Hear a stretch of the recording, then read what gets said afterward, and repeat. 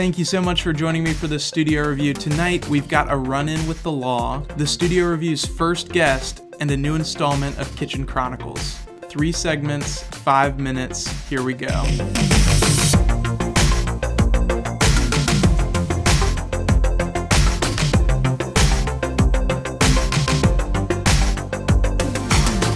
Ladies and gentlemen, this is the Studio Review with your host, Sam Reid.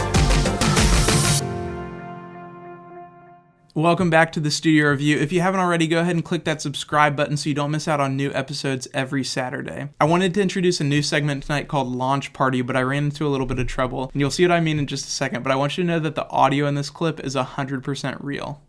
All right, what's up? Welcome to Launch Party. I got good news and I got bad news. Well, are you recording it here? What are you doing? Let's start off with that. Multiple violations, because you're bringing in a lot of apparatus. You have tripod, you have recording device, littering going on here. That's another violation. Pack everything up. I'm not asking you to leave, but I am telling you to stop what you're doing. So I'm going to have to push back the debut of Launch Party, but as a consolation, I wanted to give you a bonus mini installment of Will It Float. Take a look. Will it float? 1 pound of ground beef.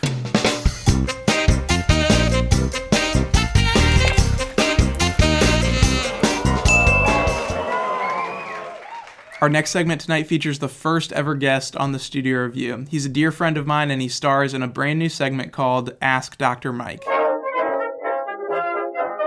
Find out for sure about your health.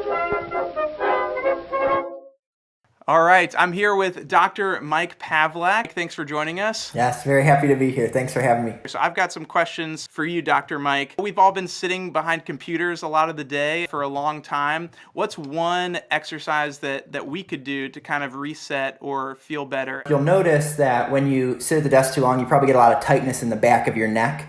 And one way that you can kind of work to kind of release some of that out is to utilize a lacrosse ball or a tennis ball. All you have to do is take that ball and you're going to reach it back behind your neck and you're going to put it into a spot that feels a little tight or tender. It's usually easier if you have yourself pinned against a wall so you can kind of hold the ball against the wall and against your shoulder. And once you get that ball into a tender spot or a tight spot, you're actually just going to take your arm through 3 ranges of motion. You'll have it at your side to start. You're going to bring it up.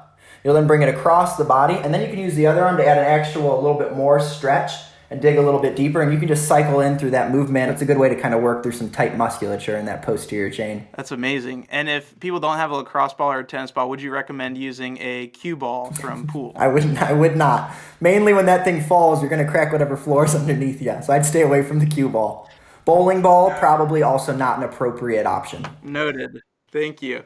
Next, we have a question from a viewer. This person says, Dr. Mike, I clog every toilet I use. Can you help me? Maybe stay away from the Drano because clogged pipes are actually better than pipes that have burst, in my opinion. Wow. Expert advice from Dr. Mike.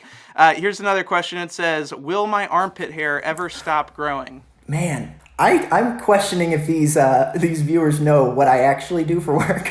Last but not least, I know that your clinic works with NCAA national champions, Olympic athletes. So what's the best bang for your buck exercise that you recommend for runners out there? It's called a single leg RDL, or also known as a single leg Romanian deadlift. And the reason why that is probably the biggest bang for your buck. It's really focused on hip stability, and then it's also looking from a single leg stance. If you think about running in general, there's actually no point in time where you're in double leg stance or when both legs are touching the ground at the same time. So every time you make contact with the ground, you need that hip to be stable. Thus, the single leg RDL is the best exercise you can be doing as a runner.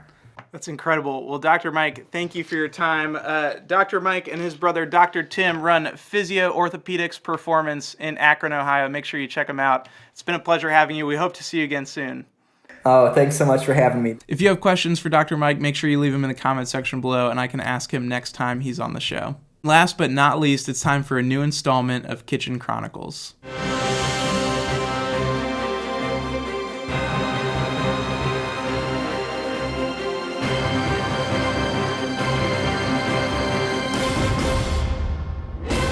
Hey, welcome welcome back to Kitchen Chronicles. Today we're going to be making the breakfast Crunchwrap. The Taco Bells around me stopped serving breakfast during the pandemic, so I've had to figure out how to make this on my own. You're going to need eggs, cheese, the biggest tortillas you can find, breakfast meat of choice, hot sauce of choice, and the most important ingredient, frozen hash brown patties. So you're going to cook your breakfast meat, scramble the eggs, and while you're doing that, go ahead and cook the hash browns. The package will tell you to either pan fry them or stick them in the oven, but ignore that. Just throw them in the toaster.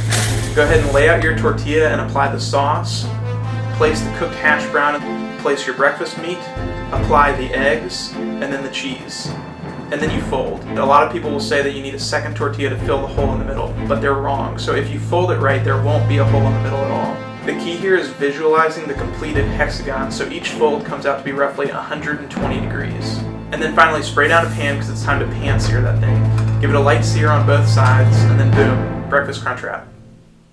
At the end of every episode, I like to highlight a group or organization that's out there in the world making it just a little bit better. And tonight I want to tell you about Monday Campaigns. Monday Campaigns is an initiative aimed at starting new habits on Monday, ranging from staying active to self-care. You may have heard of one of their campaigns called Meatless Mondays, and while I'm not a vegetarian, I did watch this Mark Rober video, and it was enough to convince me to start going meatless once a week. But that wraps it up for episode 6. Once again, thank you so much for watching. There's going to be a short mid-season break, and then I'll be back with episodes 7 through 12 starting in mid-April. But hey, until then, just remember that even when it doesn't feel like it, it's going to be okay.